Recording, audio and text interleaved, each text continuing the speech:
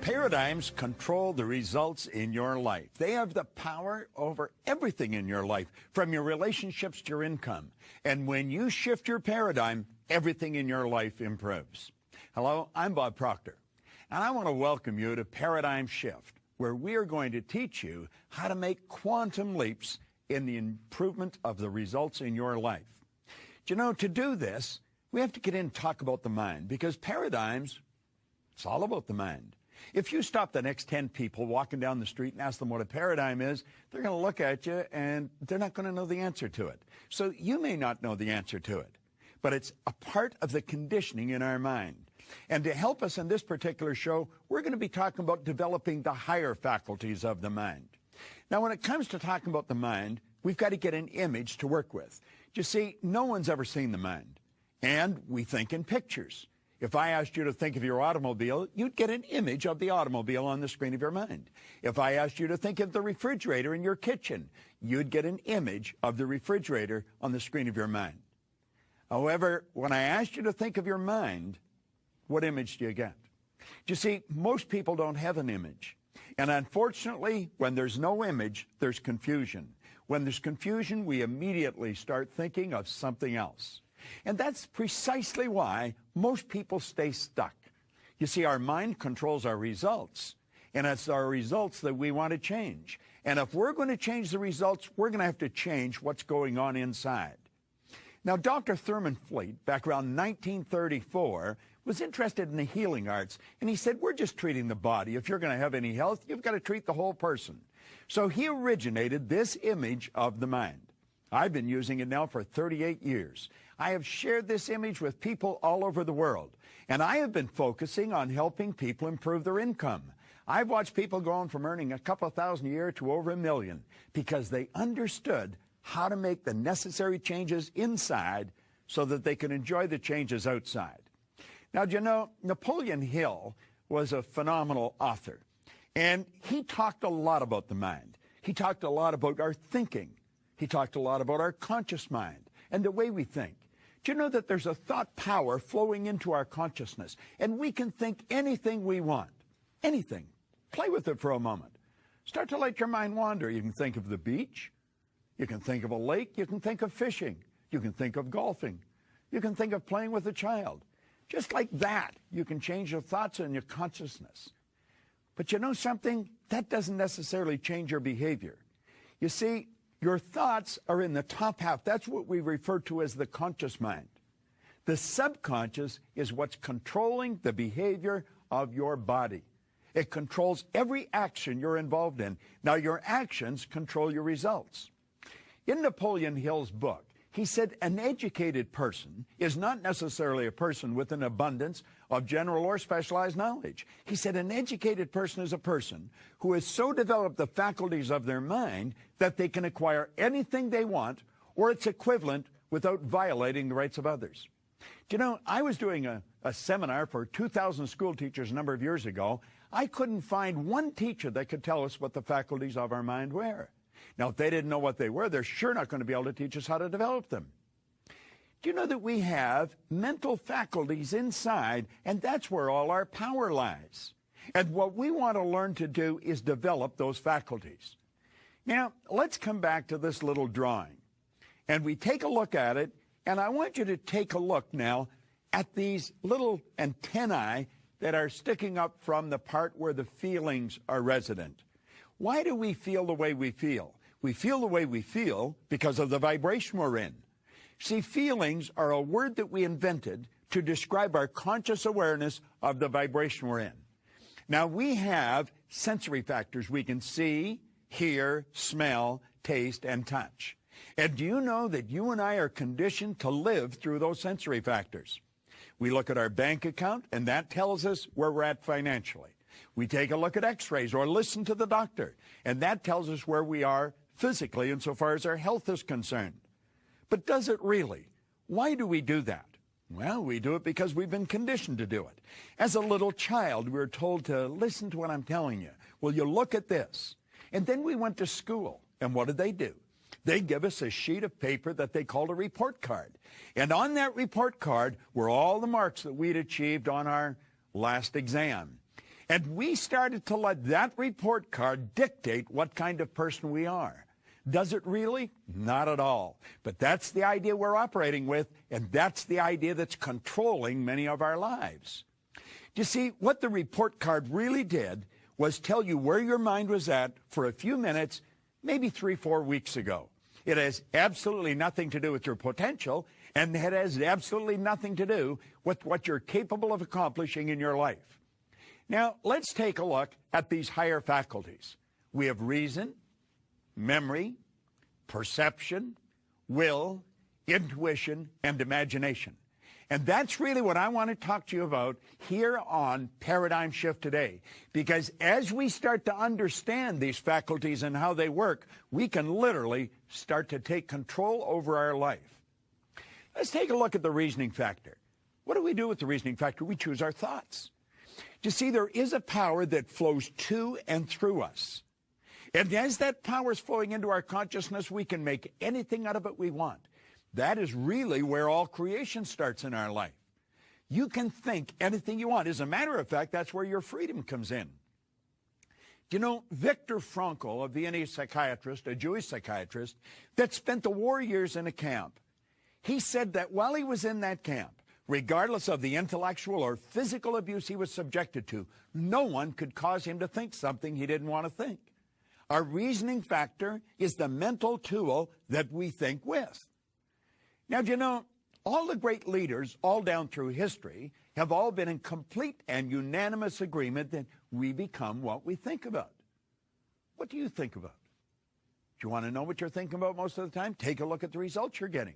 That'll tell you exactly what's going on inside. Do you know, the sad truth is most people don't think. I had the very good fortune of working with Earl Nightingale for 5 years. He was considered the dean of personal motivation. He was an incredible human being. He and Lloyd Conant really had an impact on my life. But Earl used to say if most people said what they were thinking, they would be speechless. Now, you may laugh at that, but think about it for a few minutes. Dr. Ken McFarland, he said 2% of the people think, 3% think they think, and 95% would actually rather die than think. Henry Ford one time pointed out that thinking is the hardest work there is, which is the probable reason so few people engage in it. Now you say, well, everybody thinks. No, the truth is hardly anyone thinks. Stand back and watch people's behavior. Just study their behavior. And you know something? You're going to quickly realize they'd never do what they were doing if they were thinking. Or listen to their conversation. They'd never say what they were saying if they were thinking. The truth is, most people don't think. Well, how do they function? Well, they've tricked themselves into believing that mental activity is thinking. They're just letting whatever's going on outside of them control what's going on inside. Now, that's rather sad, but it's true. Now, go to the next one, memory. Do you know the average individual wanders around their whole life saying, I've got a terrible memory, I've got a terrible memory. I remember one time I was working with Harry Lorraine.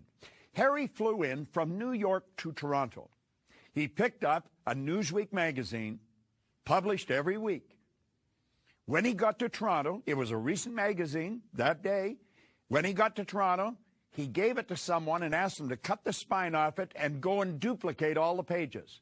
Now, on each page, he had taken the number of a page with black marker in big letters and rewritten the number of the page. There was around 3,000 people at that conference. Everyone was given a page. And you know, you could stand up during his presentation and you could yell out, page 26, and start reading. And wherever you stopped, he would continue. Harry Lorraine had a phenomenal memory. He stood at the door and met most people coming in, or a good number of them. And when he started, he asked them, he said, if anybody was at the door, if I met you, stand up for a few moments. He not only told everybody what their name was, if it was a difficult name to pronounce, he would spell it. Harry had a phenomenal memory. Now, you know, I remember asking Harry one time, I said, Harry, how long do you remember something? He said, till I want to forget it. You see, the truth is there's no such thing as a bad memory. There's only weak memories. Think of this for a moment. These mental faculties that we've got, they're something like our physical muscles. They're our mental muscles. And if we want to develop our mental faculties, we're going to have to exercise them. I want you to imagine if I left this arm in a sling and then lifted weights with this arm every day, what would happen? I think you'd quickly recognize that this arm would be rendered useless in a relatively short period of time, and this one would develop very powerful muscles. I often say it's fairly obvious I haven't done either of these things, but if I had, you know what would happen. You know, it's exactly the same with our mind. If we don't exercise our mind, it becomes lethargic. It becomes useless. It's been said, what we don't use, we lose. Now, take a look at those two mental faculties, reason and memory. We have the ability to think anything we want, and we become what we think about. We've got a phenomenal memory. We can remember anything. You see, memory is developed through association. Not just association, but ridiculous association. I want to recommend you go and buy a good book on memory. Now, if you get a good book on memory, you're going to find that there's many chapters in the book. One is to remember names, another one's numbers, another one's places. If you want to remember names, that's what most people would really like to do, just take the section on names and study that. Study nothing else. And work at it. Do you know, if you worked at that every day for 90 days, just developing the technique of remembering names, pretty soon you would be considered an extraordinary thing by all your friends. They'd say you'd been talented. They'd say you've been born with a photographic memory. The truth is you haven't. Not any more than I have or anybody else. So as you work at this, everything in your life is going to change. Now let's take a look at the next mental faculty, is perception. What are we talking about here? We're talking about our point of view. We're talking about how we look at a situation. You'll often see two people in total opposition, and they both think they're right. The truth is they both are right. Do you know, I have a book that I hold up in a seminar. It's Think and Grow Rich by Napoleon Hill. I've been carrying this book with me since 1963. And on the one side, it's a black leather cover on the book. On the one side, it says Think and Grow Rich in gold stamping. Gold's almost worn off now, but it is there. On the other side, there's nothing. Now, I will frequently stand in front of a person and hold that book up. They're staring at it. All they can see is what's on the cover of the book. And then I look at the person and I say, I'm going to tell you there's nothing printed on the cover of that book. Am I right or wrong? And they'll immediately say I'm wrong. Now, I said, if I insist that there's nothing on the cover of the book, what have I done? I have drawn your conscious attention to what is printed on the cover of the book. You see, I am causing you to focus on what is in front of you. I'm not causing you to look at it from my point of view. I'm causing you to look at it from your point of view. And they'll insist that I'm wrong. And then I turn the book around. Well, they don't want to let go of the fact I'm wrong, but I said there's nothing on the book. And there's nothing on the book where I was looking at. What was I doing? I was looking at the opposite side of the same thing. We were both looking at the book. Now, I point out there's two sides to the book. And since that person's facing me or I'm facing them, what I consider the right side of the book, they'll consider the left side. What I consider the left, they consider the right. Think of this. This whole universe operates by law. Dr. Wernher von Braun said that the natural laws of this universe are so precise that we don't have any difficulty building spaceships. We can send people to the moon, and we can time the landing with the precision of a fraction of a second. One of these laws is the law of polarity. The law of polarity decrees that everything has an opposite. It's the flip side to the coin, the right side to the book, the left side, the front, the back. Well, you might consider this the next time you disagree with someone. And you might be saying they're wrong. They're right from their point of view. It might not be taking them where they want to go, but their point of view is still just as every bit as accurate and as right as yours. So you see, it's not what we're looking at, it's how we're looking at it. You know, until I was 26 years old, I looked at the side of me that wasn't capable of doing anything. I never accomplished anything. Nothing. I failed at almost everything I ever did. School, I went into the Navy, I went in an ordinary seaman, come out a naval seaman. Then I went to work in factories and bars, and I was sitting in a fire hall when I picked up Napoleon Hill's book. And I started to study it. And that got me to think. I started to use my higher faculties. And I stopped, and I used to think, wonder what I am capable of doing. You see, what I was doing, I was looking